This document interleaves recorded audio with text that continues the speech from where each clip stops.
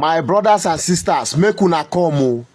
If you know dey lis ten to your pastor, at least you go lis ten to Elon Musk, a billionaire wey don make all the money, wey don solve all the problem that you can think of in tech. He's a tech general and a self-made pastor. He said that Jesus Christ is coming soon. He said he spoke to him. I go believe this man because you no wan collect my tithe. You no wan. He say he knows the difference between vision and anything. He say he's someone that have built electric cars and everything. He's a scientist, so he knows the difference. That he spoke to him, but it's quite different from what all our pastors are preaching. I'm telling you, I will believe this man 100%. Because he's not trying to collect my tithe or offering. He's saying the truth.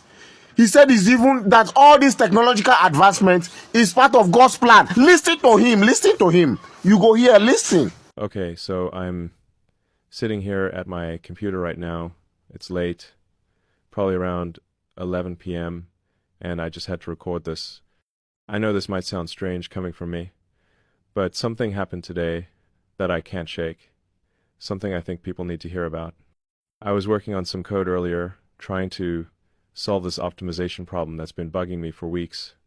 You know how it is when you're deep in the zone, when your brain is just processing information at maximum capacity? I was in that state, totally focused, when suddenly everything just stopped. Not the computer, not the work, but something in my mind just shifted.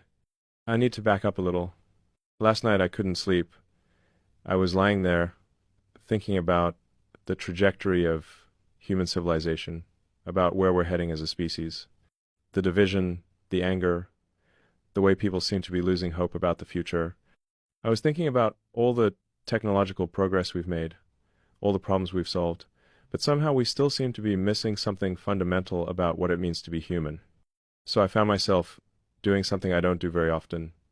I started praying, not in some formal religious way, but just talking to God, asking questions.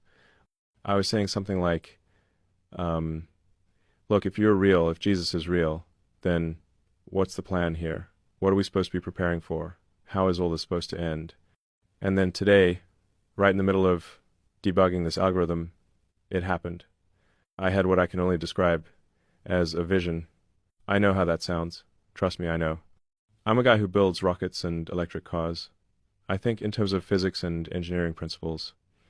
But this was as clear and real as anything I've ever experienced. In this vision, I saw Jesus returning to earth.